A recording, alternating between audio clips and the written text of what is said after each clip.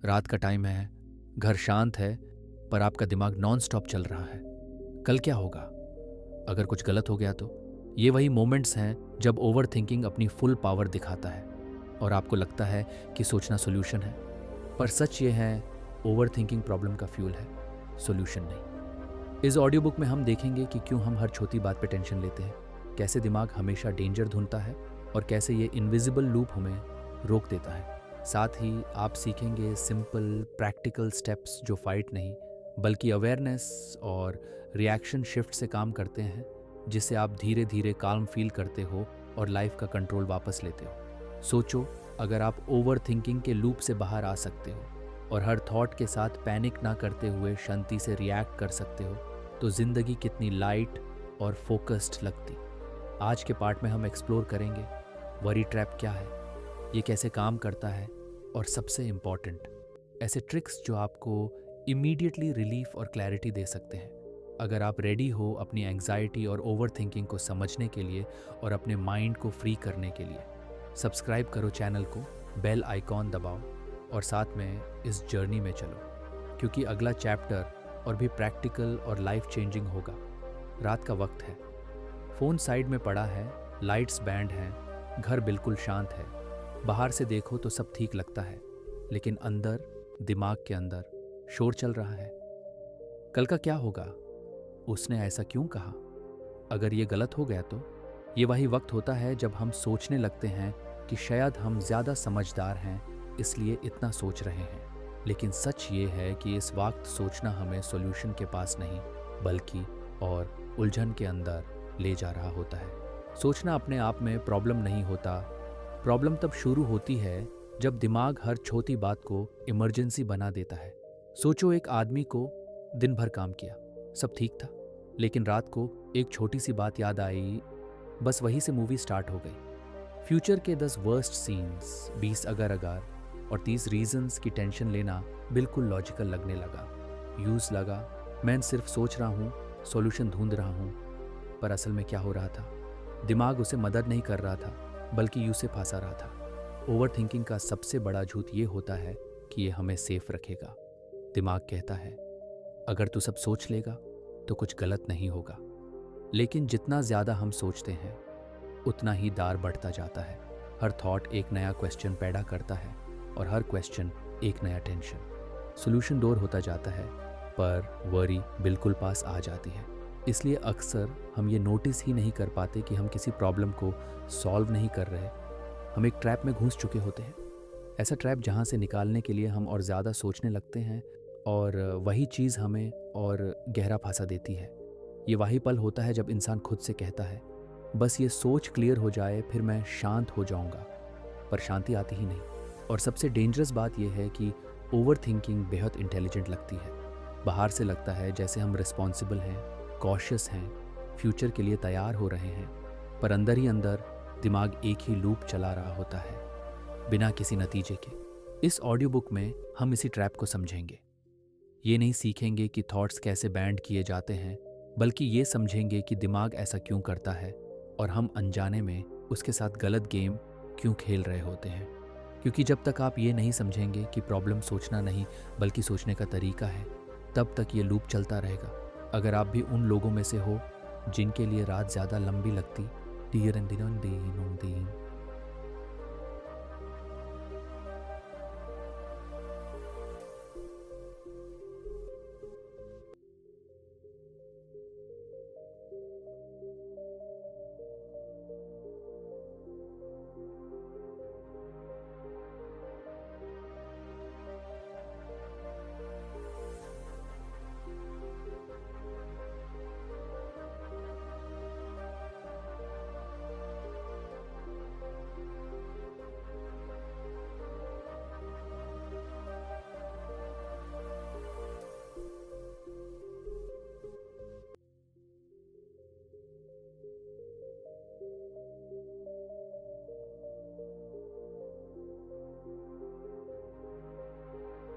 हैं जिनके दिमाग में सवाल ख़त्म नहीं होते और जो ये सोच के थक चुके हो कि मेरे साथ ही ऐसा क्यों होता है, तो ये कहानी आपके लिए है।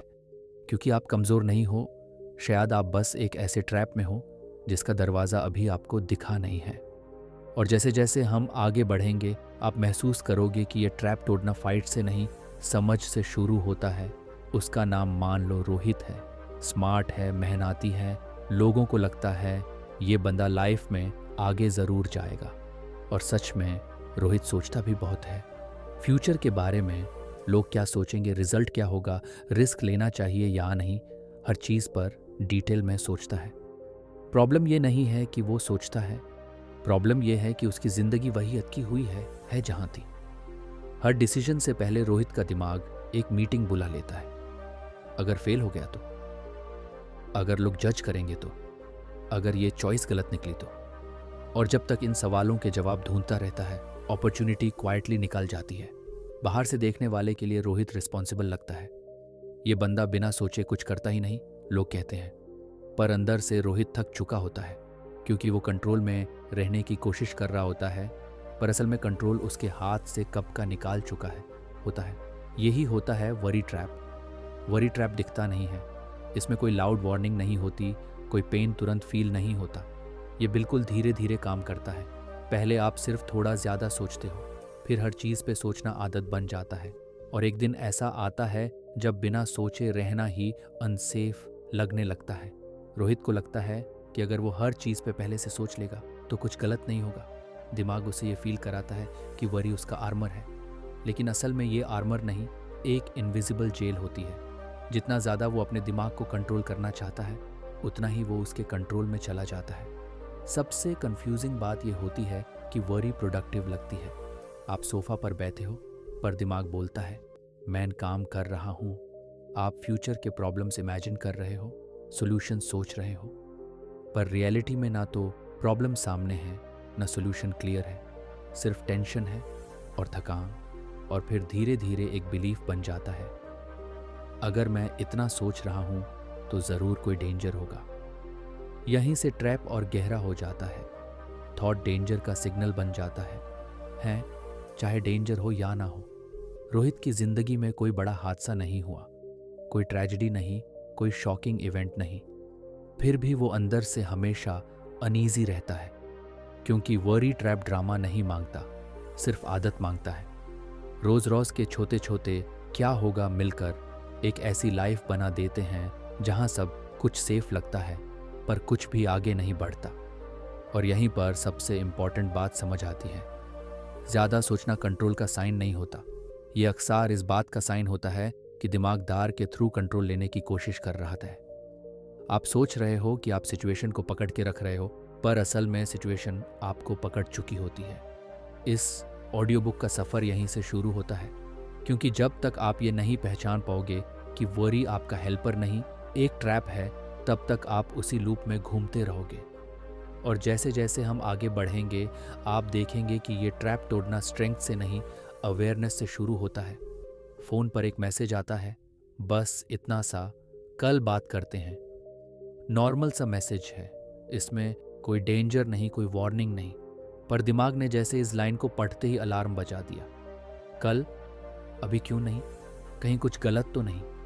बस यहीं से मूवी स्टार्ट हो जाती है। दिमाग पहले एक छोटा डाउट बनाता है, फिर उस डाउट को full HD worst case scenario में बदल देता है। कल की बात जॉब से जुड़ी है तो दिमाग कह देता है शायद परफॉर्मेंस खराब लगी हो। अगर रिश्तों से जुड़ी है तो शायद कोई नाराज़ हो गया हो। और जब तक रात ख़त्म होती है आदमी अपने आप को ऐसे फ्यूचर में देख चुका होता है जो अभी एग्जिस्ट ही नहीं करता। यहीं पर एक इम्पॉर्टेंट बात समझ आती है, दिमाग डेंजर ढूंढता इसलिए नहीं है क्योंकि डेंजर सच में होता है, बल्कि इसलिए क्योंकि दिमाग का काम ही ये है। दिमाग का प्रिमिटिव हिस्सा हमेशा ये चेक करता रहता है, कहीं कुछ खराब तो नहीं।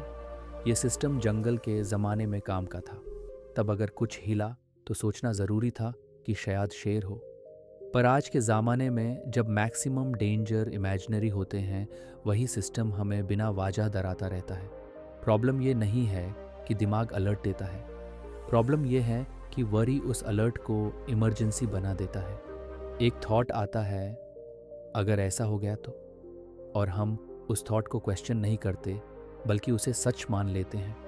जैसे ही हम मान लेते हैं बॉडी रिएक्ट करने लगती है। दिल तेज धड़कता है, सांस भारी लगती है और दिमाग कहता है, देखा मैं सही था, कुछ तो गड़बड़ है। यहाँ एक डेंजरस लूप बनता है। थॉट आया, बॉडी रिएक्ट की, रिएक्शन को प्रूफ मान लिया, वरी और बढ़ गई और आदमी समझने लगता है कि ये पैनिक उसकी सेफ्टी के लिए है। असल में वरी सेफ्टी नहीं देती, सिर्फ सेफ्टी का इल्यूजन देती है। दिमाग बोलता है, मैं तुझे तैयार कर रहा हूँ, पर जो तैयारी होती है वो फाइट की नहीं, थकान की होती है। आप मेंटली इतने एग्जॉस्ट हो जाते हो कि जब रियल प्रॉब्लम आए तब एनर्जी ही नहीं बचती। एक आदमी जो हर छोटी बात पर वर्स्ट केस सोचता रहता है, धीरे धीरे ये बिलीव कर लेता है कि शांत रहना डेंजरस है। यूज लगता है अगर उसने वरी छोड़ दी तो वो केयरलेस हो जाएगा। पर सच ये है कि काल्म रहना केयरलेस होना नहीं होता। काल्म रहना मतलब दिमाग को ये सिग्नल देना होता है कि अभी कोई रियल डेंजर नहीं है। वरी ट्रैप यहीं और गहरा हो जाता है। दिमाग डेंजर ढूंढने का आदत बना लेता है। हर खामोशी सस्पिशियस लगती है, हर डिले थ्रेट लगता है, और फिर आदमी अपनी ज़िंदगी ऐसे जीने लगता है जैसे कुछ बुरा होने ही वाला हो, चाहे हो या ना हो। और जब आप ये समझ जाते हो कि वरी का काम आपको सेफ रखना नहीं बल्कि अलर्ट रखना है, तब एक नया सवाल पैदा होता है, क्या हर अलर्ट को फॉलो करना ज़रूरी है, या फिर हम सीख सकते हैं कि किस अलर्ट को इग्नोर करना है। इसी क्वेश्चन का आंसर आगे हम धीरे धीरे खोलने वाले हैं, क्योंकि जब तक आप ये नहीं समझोगे कि दिमाग हर बार सच नहीं बोलता, तब तक हर छोटी सी सोच आपको डराती रहेगी। रोहित अभी भी वही छोटी सी बात याद कर रहा था जो कल फोन पर आई थी। दिन भर का काम हो चुका था, लेकिन दिमाग रात को ब्रेक नहीं लेता। एक थॉट आता है, अगर कल कुछ गलत हुआ तो? उसके बाद दूसरा, अगर लोग जज करें? और फिर तीसरा, अगर मैंने गलत डिसीजन लिया? और बस लूप शुरू हो जाता है। सोच, टेंशन और सोच और टेंशन, और फिर सोचने का रीज़न ढूंढता है कि क्यों टेंशन है। हर थॉट एक छोटा प्रॉब्लम का सिग्नल लगता है और दिमाग उससे इमरजेंसी बना देता है। रोहित सोचता है कि ये लॉजिक के साथ कर रहा है, पर रियलिटी ये है कि ये लूप कभी ख़त्म नहीं होता। हर क्या होगा का जवाब दिमाग के और सवाल बनाता है। जितना सोचते हो उतना और थक जाते हो, एनर्जी ख़त्म हो जाती है, पर सॉल्यूशन बिल्कुल पास नहीं आता। यही ओवरथिंकिंग का असली लूप है, इनविजिबल और कंटिन्यूअस। और सबसे आयरॉनिक बात यह है कि जितना हम सॉल्यूशन ढूंढने की कोशिश करते हैं, उतना ही हम उस ट्रैप में फंस जाते हैं। सुबह होती है, कॉफ़ी के साथ रोहित डिसाइड करता है कि आज टेंशन फ्री रहने की कोशिश करेगा, पर एक छोटी सी रिमाइंडर या नोटिफिकेशन और लूप वापस स्टार्ट। 1 मिनट में उसका माइंड फिर से वर्स्ट केस के सिनारियोस में घुस जाता है और थकान और ज़्यादा बढ़ जाती है। अगर सोचना सच में सॉल्यूशन होता तो ये लोग सबसे शांत होते, पर सच ये है कि ओवरथिंकर्स सबसे ज़्यादा रेस्टलेस होते हैं। इस पार्ट में लिसनर को एक रियलाइजेशन मिलेगा, ओवरथिंकिंग प्रोडक्टिव नहीं, रिपेटिटिव है, और प्रॉब्लम को सॉल्व नहीं करता, बस मेंटल एनर्जी चुरा लेता है। अगला स्टेप ये समझना है कि हम इस लूप को कैसे तोड़ सकते हैं और दिमाग को ये सिग्नल कैसे दे सकते हैं कि सब अलर्ट होने की ज़रूरत नहीं है, क्योंकि वहीं से असली शांति शुरू होती है। रोहित को लगता था कि वो प्रॉब्लम को हैंडल कर रहा है। जब भी दिमाग में कोई अनईजी थॉट आता, वो तुरंत उस पर काम शुरू कर देता। कभी लिस्ट बनाता, कभी प्रोस कॉन्स सोचता, कभी किसी दोस्त से बार बार सामे बात पूछता। उसे लगता था कि जितना ज़्यादा कंट्रोल करेगा उतना ही शांत रहेगा। पर अजीब बात यह थी कि शांति आती ही नहीं थी। पहला गलत तरीका वही होता है, प्रॉब्लम को ज़बरदस्ती कंट्रोल करना। जैसे ही एक थॉट आया, रोहित उसे पकड़ने की कोशिश करता। इसका सॉल्यूशन क्या है? इसे कैसे रोकना है? पर हर बार जब वो कंट्रोल करता, थॉट और टाइट हो जाता, बिल्कुल रेत की तरह। जितना जोर से मुट्ठी बैंड करो उतनी ही ज़्यादा फिसल जाती है। कंट्रोल करने की कोशिश ने प्रॉब्लम को छोटा नहीं किया, बल्कि उसे इम्पॉर्टेंट बना दिया। दूसरा गलत तरीका, हर थॉट का आंसर ढूंढना। दिमाग ने पूछा, अगर फेल हो गए तो? रोहित ने जवाब दिया, बैकअप प्लान बना लेता हूँ। दिमाग फिर पूछता, अगर बैकअप भी फेल हुआ तो? और रोहित फिर सोचता, ये Q&A कभी ख़त्म ही नहीं होता। हर जवाब एक नया सवाल पैदा करता। धीरे धीरे रोहित ये मान लेता है कि जब तक हर थॉट का जवाब नहीं मिल जाता, वो आगे नहीं बढ़ सकता। पर ये एक ऐसी एग्ज़ाम है जिसका पेपर कभी कंप्लीट ही नहीं होता। तीसरा और सबसे कॉमन गलत तरीका, माइंड को फोर्सफुली शांत करना। रोहित खुद से कहता, बस सोचना बांट कर, पॉजिटिव सोच, चिल रहे। पर जैसे ही वो ये कहता, दिमाग और ज़्यादा एक्टिव हो जाता, क्योंकि दिमाग को कमांड पसंद नहीं। जब आप कहते हो सोचना मत, दिमाग पहले चेक करता है मैं क्या सोच रहा था, और वही थॉट वापस स्पॉटलाइट में आ जाता। ये सब करते हुए रोहित को लगता था कि वो अपनी मदद कर रहा है, पर असल में वो वरी ट्रैप को ही पावर दे रहा था। हर बार जब वो थॉट से लड़ता, उसे कंट्रोल करता या उसका जवाब ढूंढता, वो दिमाग को ये सिग्नल देता, ये थॉट इम्पॉर्टेंट है, इस पर ध्यान देना ज़रूरी है। और दिमाग जो सिग्नल्स पर ही काम करता है, कहता ठीक है, फिर मैं इस थॉट को और स्ट्रॉन्ग बना देता हूँ। हम सोचते हैं कि अगर हम वरी को हैंडल कर लेंगे तो लाइफ हैंडल हो जाएगी, पर सच ये है कि वरी को हैंडल करने की ये सारी कोशिशें ही वरी को जिंदा रखती हैं। रोहित को धीरे धीरे समझ आने लगा कि प्रॉब्लम थॉट्स का आना नहीं है, प्रॉब्लम ये है कि वो उनके पीछे भाग रहा है, और जब तक वो भागता रहेगा थकान बढ़ती रहेगी।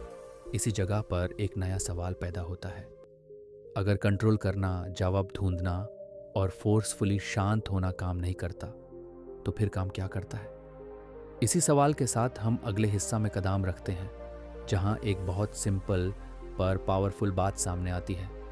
हर थॉट सच नहीं होता, और हर थॉट को फॉलो करना ज़रूरी भी नहीं, डिपेंडेंट भी नहीं। रोहित एक बार पार्क में वॉक कर रहा था।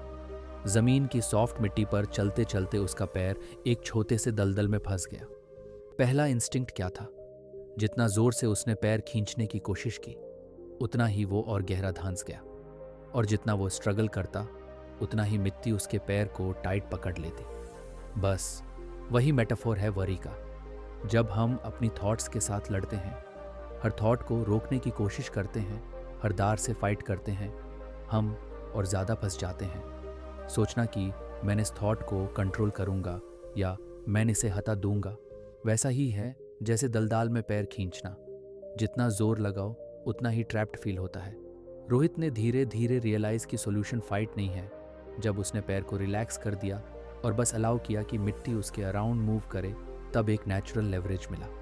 वो ईजिली दलदल से निकाल गया। वरी भी ऐसे ही है। जब आप सोचते हो कि मैं इस एंग्जाइटी से लड़ूंगा, दिमाग अलर्ट हो जाता है और थॉट और स्ट्रॉन्ग बन जाता है। जब आप अलाउ करते हो, ये थॉट आ गया, फाइन, बस ऑब्जर्व करता हूँ, तब कंट्रोल का इल्यूजन छोड़कर रियल लेवरेज मिलता है। अगर ट्रैफिक में फंस जाओ और हर गाड़ी को ब्लेम करते रहो, हॉर्न बजाते रहो, टेंशन लो, तो गुस्सा और फ्रस्ट्रेशन बढ़ता है। पर अगर आप सिचुएशन एक्सेप्ट कर लो, धीरे धीरे ब्रीदिंग और पेशेंस के साथ रिएक्ट करो, तो कंट्रोल आपके हाथ में आ जाता है। वरी भी कुछ ऐसा ही है। कंट्रोल का इल्यूजन छोड़ना ही असली फ्रीडम है। रोहित को ये रियलाइजेशन स्लोली आया, वरी से फाइट करना बेकार है, क्योंकि जितना जोर लगाते हो उतना ही फंस जाते हो। सोल्यूशन है रिस्पॉन्स चेंज करना। थॉट्स को जज ना करो, उन्हें एक्सपीरियंस करो और ऑब्जर्व करते रहो। और ये सिंपल चेंज ही एक ऐसी चेन रिएक्शन स्टार्ट करता है जिसे ओवर थिंकिंग का लूप धीरे धीरे कम हो जाता है। जहाँ पहले हर थॉट का दार और टेंशन बढ़ता था, अब वही थॉट्स आते हैं, देखते हैं और चले जाते हैं। वरी से लड़ना ज़रूरी नहीं, ऑब्जर्व और रिस्पॉन्स को शिफ्ट करना ही असली शांति की चाबी है। अगला हिस्सा इस रियलाइजेशन को और डीपन करेगा और बताएगा कि कैसे हम दिमाग को ये सिग्नल भेज सकते हैं कि हर अलर्ट पर रिएक्शन देना ज़रूरी नहीं है। रोहित ने एक नई अप्रोच ट्राई करना शुरू की, फोर्सफुली सोच को कंट्रोल करने की जगह बस ऑब्जर्व करना और अपना रिएक्शन चेंज करना। एक रात वही छोटा सा मैसेज जो पहले यूज टेंशन में डाल रहा था, आया। पहले जैसे ही दिमाग ने अलार्म बजाया होता, रोहित नॉर्मली पैनिक में आ जाता, हार्ट तेज धड़कता और दिमाग पूरे वर्स्ट केस सिनारियो की फिल्म दिखाता। अब कुछ अलग हुआ। रोहित ने नोटिस किया ये थॉट आ रहा है, और बस उसने खुद से कहा, ठीक है, ये थॉट आ गया, देख रहा हूँ, रिएक्शन नहीं दूंगा। उसने अपने इमोशनल रिस्पॉन्स को मॉड्यूलेट किया, ब्रेथ थोड़ा धीरे की, बॉडी रिलैक्स की और दिमाग को रिपीट करने दिया कि टेंशन लेने की ज़रूरत नहीं। वह मोमेंट मैजिक जैसा था। थॉट वैसा ही था, पर उसकी पावर कम हो गई थी। पहले थॉट के आने पर पूरा दिमाग लूप में फंस जाता था, अब वो बस ऑब्जर्व हो रहा था। पहले ये डेंजरस है वाली फीलिंग धीमी पड़ गई थी। रोहित ने धीरे धीरे ये समझा कि शांति ढूंढना स्ट्रगल से नहीं मिलती, अलाउ करने से मिलती है। अगर हम हर थॉट पर फाइट करते हैं, उसे रोकने की कोशिश करते हैं, तो एनर्जी खत्म हो जाती है और थॉट और स्ट्रॉन्ग बन जाता है। अगर हम अलाउ करते हैं, जज नहीं करते और रिएक्शन शिफ्ट करते हैं, तो थॉट का इम्पैक्ट धीरे धीरे कम हो जाता है। अगर तुम ट्रैफिक में फंस जाओ और हर सिग्नल पर गुस्सा करो, टेंशन लो, हॉर्न बजाओ, तो फ्रस्ट्रेशन बढ़ता है। अगर बस अलाउ कर लो कि सिग्नल है, धीरे धीरे चलने दो और अपने रिएक्शंस पे कंट्रोल रखो, तो सेम ट्रैफिक एक्सपीरियंस पीसफुल लगता है। इसी तरह दिमाग के रिपीटेटिव वरी थॉट्स को भी अलाउ करना और अपनी रिएक्शन चेंज करना एक सबटल लेकिन पावरफुल ट्रिक है। रोहित अब स्लोली रियलाइज कर रहा था कि ये रीवायरिंग प्रोसेस है, दिमाग को फाइट करने के बजाय नए सिग्नल्स देना, टेंशन ना लेना, जज ना करना और काल्मली ऑब्जर्व करना। शांति ढूंढने से नहीं, अलाउ करने से मिलती है। जब हम ये समझ जाते हैं, तब एक नया फेज शुरू होता है। थॉट्स के आने से डरना बैंड होता है और माइंड का पावर वापस कंट्रोल में आता है। अगला हिस्सा इसी कॉन्सेप्ट को और प्रैक्टिकल बनाएगा और दिखाएगा कि कैसे रिस्पॉन्सिबिलिटी लेना और सेल्फ हेट को अवॉइड करना दिमाग को रिवायर करने में हेल्प करता है। रोहित को एक दिन अचानक ये फील हुआ कि उसकी ज़िंदगी सिर्फ दिमाग के अंदर चल रही है। प्लान्स, वरीज, सिनारियोस, सब कुछ हेड में, पर एक्चुअल लाइफ साइड में रुक सी गई है। वो सोचता रहता है कि जब सब क्लियर हो जाएगा तब जीना शुरू करेगा, जब टेंशन कम हो जाएगी तब एक्शन लेगा, जब दिमाग शांत हो जाएगा तब खुश रहेगा, पर वो तब कभी आता ही नहीं। एक शाम रोहित बैल्कनी में खड़ा था। दिमाग फिर किसी फ्यूचर के इशू पे अटका हुआ था, लेकिन उसने नोटिस किया जब वो चाय का कप पकड़ता है, हवा महसूस करता है या बस नीचे चल रही जिंदगी को देखता है, उस वक्त ओवर थिंकिंग थोड़ी देर के लिए चुप हो जाती है। उसने पहली बार एक सिंपल बात समझी, जब मैं जी रहा होता हूँ तब मैं सोच के कंट्रोल में नहीं होता। ओवर थिंकिंग का सबसे बड़ा झूठ ये होता है कि सोचने से कंट्रोल मिलता है, पर असल रूल इसका उल्टा है। कंट्रोल सोचने से नहीं, जी लेने से आता है। रोहित ने कोई बड़ा डिसीजन नहीं लिया, कोई ड्रामेटिक चेंज नहीं किया। उसने सिर्फ इतना किया कि हर बार जब दिमाग बोलता पहले क्लियर करते हैं, वो थोड़ा सा एक्शन ले लेता, वॉक पर चला जाता, काम का एक छोटा स्टेप कर लेता, फ़ोन साइड में रख कर बस प्रेजेंट मोमेंट में रहने की कोशिश करता। और धीरे धीरे उसने नोटिस किया, थॉट्स कम नहीं हुए पर उनका कंट्रोल कम हो गया। पहले थॉट डिसाइड करता था कि दिन कैसा जाएगा, अब रोहित डिसाइड कर रहा था कि थॉट के साथ क्या करना है। यही ओवर थिंकिंग से निकालने का रियल रूल है।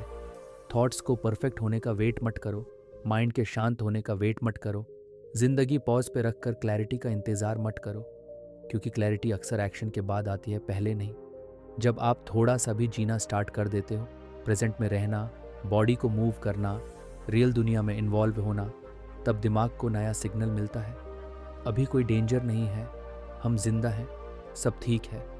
और ये सिग्नल ही वरी ट्रैप की पावर तोड़ना शुरू करता है। परफेक्ट बनना ज़रूरी नहीं, शांत होना ज़रूरी नहीं, बस थोड़ा सा जीना शुरू करो। और वहीं से दिमाग धीरे धीरे पीछे हटना शुरू कर देता है। इस पॉइंट पर आकर एक बात क्लियर हो जाती है, जिंदगी सोच के कंट्रोल नहीं होती, जिंदगी जी के कंट्रोल होती है। और इसी रियलाइजेशन के साथ हम फाइनल हिस्सा की तरफ बढ़ते हैं, जहां ये पूरा सफ़र एक स्ट्रॉन्ग इमोशनल क्लोज लेता है। रोहित बैल्कनी में खड़ा था, शाम की ठंडी हवा में। उसने देखा कि फिर वही थॉट्स आए, वही क्या होगा और अगर वाले सिनारियोस। पहले जैसे होता वो तुरंत पैनिक में आ जाता, टेंशन और गुस्सा साथ में आता, लेकिन अब कुछ अलग था। उसने सिर्फ नोटिस किया, ऑब्जर्व किया, रिएक्शन नहीं दिया, धीरे धीरे सोचा, ये थॉट्स मेरे ऊपर कंट्रोल नहीं करते, मैं उनके ऊपर कंट्रोल कर सकता हूँ। इसी पल रोहित को समझ आया कि प्रॉब्लम उसमें नहीं है, प्रॉब्लम ओवर थिंकिंग का तरीका है जो दिमाग ने बिल्ड किया है। उसका दिमाग सिर्फ सेफ्टी के नाम पर अलर्ट है, पर असल में ये सिर्फ ट्रैप है। और वही इनसाइट सबसे पावरफुल है। अगर आप अपनी लाइफ में बार बार टेंशन, गिल्ट और एंग्जाइटी फील कर रहे हो, तो इसका मतलब ये नहीं कि आप कमज़ोर हो, आप बस एक इनविजिबल ट्रैप में फंसे हो जहां आपकी नेचुरल एनर्जी और शांति ब्लॉक हो गई है। रोहित ने एक छोटा सा स्टेप लिया, अलाउ करना, ऑब्जर्व करना और अपना रिएक्शन शिफ्ट करना।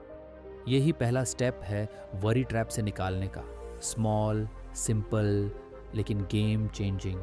और यही आपके लिए भी मुमकिन है। आप कमज़ोर नहीं हो, बस आपको ये समझना है कि ट्रैप को तोड़ने का तरीका फाइट नहीं, अवेयरनेस और सटल रिवायर से होता है।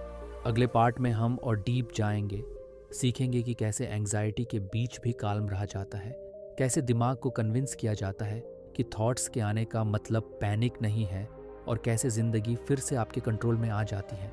तो अगर आप रेडी हो अपने माइंड को फ्री करने के लिए, चैनल को सब्सक्राइब करो, बेल आइकॉन दबाओ और हमारा साथ दो इस जर्नी में, क्योंकि अगला चैप्टर और भी आई ओपनिंग और प्रैक्टिकल होगा। क्योंकि याद रखो, आप कमज़ोर नहीं, आप सिर्फ ओवर थिंकिंग ट्रैप में फंसे हो और ट्रैप से निकालना मुमकिन है।